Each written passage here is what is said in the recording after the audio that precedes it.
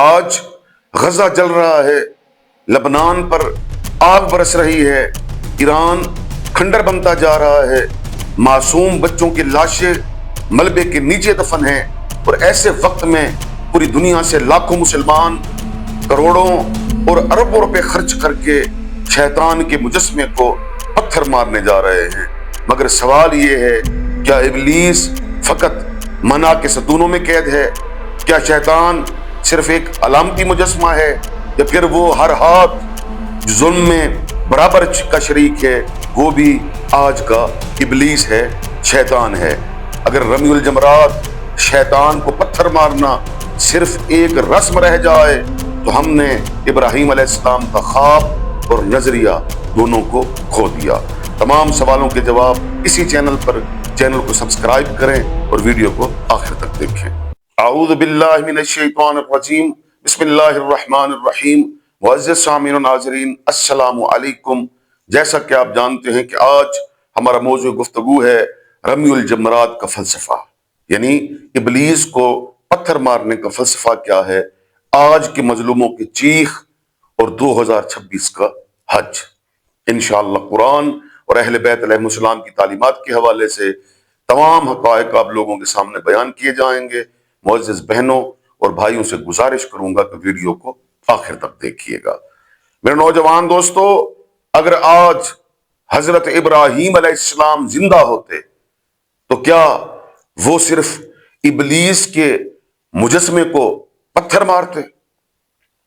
یہ میرا آج کا سوال ہے۔ یا پھر وہ ظلم کے نظام کو چیلنج کرتے، یا پھر باطل قوتوں کے سامنے، طاقتوں کے سامنے ڈٹ جاتے، یا پھر مظلوم کی حمایت کو عبادت سمجھتے؟ یہ میرا آج کا سوال ہے۔ حج ہمیں کیا سکھاتا ہے؟ حج کا فلسفہ کیا ہے؟ حج فقط طواف کرنے کا نام ہے، یا پھر ظلم کے خلاف عالمی اعلان؟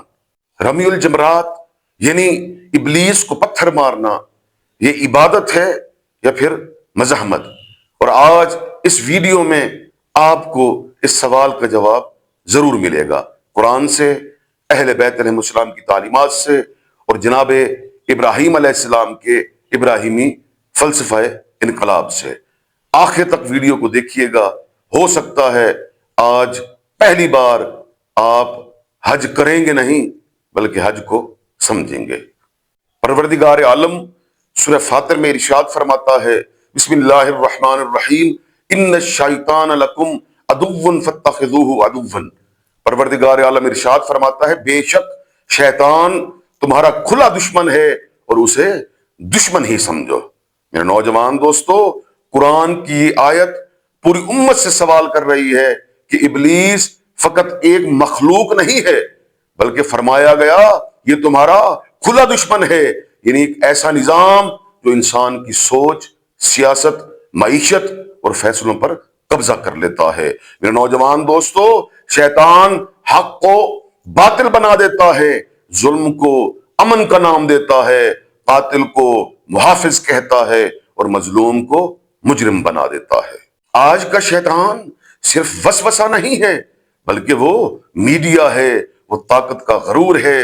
میرے نوجوان دوستو، سوال یہ ہے کہ جب سرزمین وحی پر جہاں مزاحمت کی بنیاد رکھی گئی، وہیں پر شیطان اکبر، امریکہ کے فوجی اڈے، ان کی مفادات موجود ہوں، تو پھر ابلیس کے مجسمے کو پتھر مارنا فقط ایک رسم بن جاتا ہے۔ قرآن کہتا ہے کہ ابلیس کو اپنا کھلا دشمن سمجھو، یعنی صرف پہچان کافی نہیں ہے بلکہ اس کی غلامی سے نکلو۔ یہی اصل رمی الجمرات کا فلسفہ ہے، یہی اصل بیداری ہے، یہی اعلان ابراہیمی ہے۔ ذرا سوچئے، اگر رمی الجمرات صرف پتھر مارنے کا نام ہوتا تو میرے چھٹے امام جعفر صادق علیہ السلام یہ کیوں فرماتے ہیں؟ میرے امام فرماتے ہیں، اذا رمیت الجمار فرمی عدوک ابلیس وجنودہ۔ میرے امام فرماتے ہیں یعنی صرف پتھر نہ مارو، صرف ستون کو پتھر مت مارو، بلکہ ابلیس اور اس کے لشکر کو پتھر مارو۔ اللہ اکبر، وجنودہ، ابلیس اور اس کے لشکر کو پتھر مارو۔ یہ جملہ مکمل حج کے فلسفے کو سمجھا دیتا ہے، کیونکہ ابلیس कभी भी अकेला नहीं होता, बल्कि उसके लश्कर होते हैं। वो लश्कर कौन से हैं?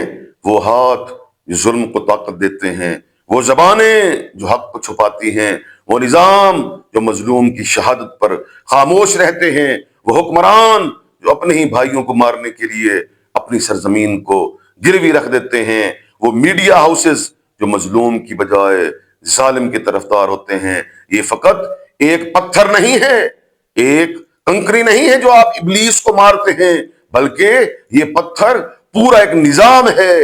ये एक पैगाम है कि मैं खुद को खौफ से दूर करता हूं, मैं जुल्म को रद्द करता हूं, मैं लश्कर इब्लीस से नफरत का इजहार करता हूं, और आज के इब्लीस अमेरिका और इसराइल से बरात का इजहार करता हूं।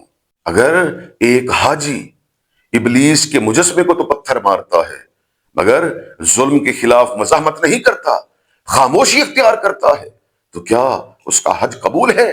देखिए, कुरान और अहले बैत अलैहिस्सलाम की तालीमात वाज़ेह पैगाम देते हैं कि रमीउल जमरात यानी इब्लीस को पत्थर मारना जिंदगी भर जारी रहता है। अल्लाहु अकबर, अल्लाहु अकबर।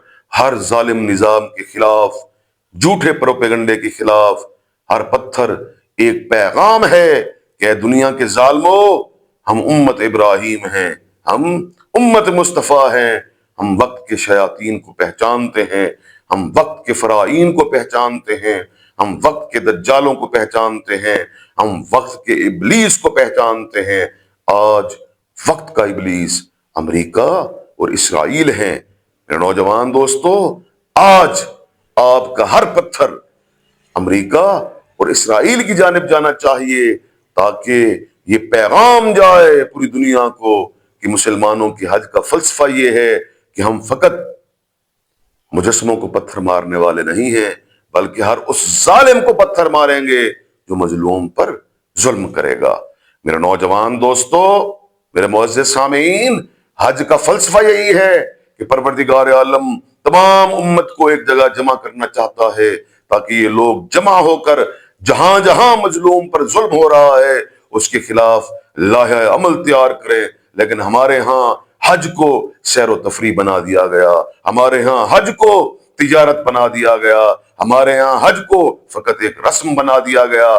तवाफ होते हैं, सफा और मरवा के दरमियान सही होती है, रमीउल जमरात मुजस्मे को पत्थर मारे जाते हैं, हाजी वहां जाते जरूर हैं, लेकिन वापस सिर्फ रस्म लेकर आते हैं, हज का फलसफा लेकर नहीं। मेरे नौजवान दोस्तों, आज का 2026 का हज, जिसका फलसफा ये है कि शैतान अकबर अमेरिका और इसराइल के खिलाफ मज़ाहमत की जाए।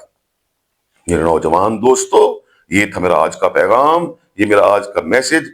आगवी अन्नान यूट्यूब पर चैनल ये मज़ाहमत की आवाज को बुलंद करता है, ये आपके लिए इस्लामिक वीडियोस लाता है। मेरे नौजवान दोस्तों, मेरा ये पैगाम अपने दूसरे दोस्तों तक भी पहुंचा दें कि हम इंशाअल्लाह मज़ाहमत की आवाज को बुलंद करते रहेंगे। अगर मेरी वीडियोस पसंद आती हैं तो उनको लाइक भी करें, शेयर भी करें और चैनल को लाजमी सब्सक्राइब करें। शुक्रिया।